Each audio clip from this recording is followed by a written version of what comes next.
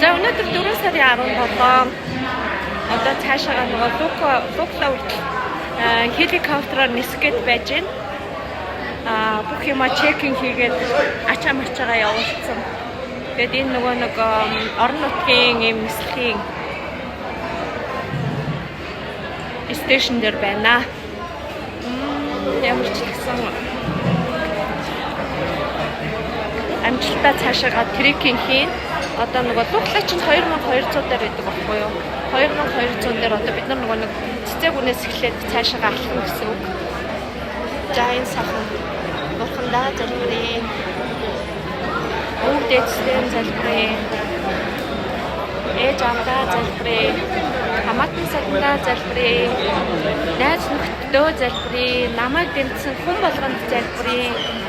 Та нартай маш их баярлалаа. Сайн үйлс бүхэн дэлгэрч байх болтугай гэж юуё.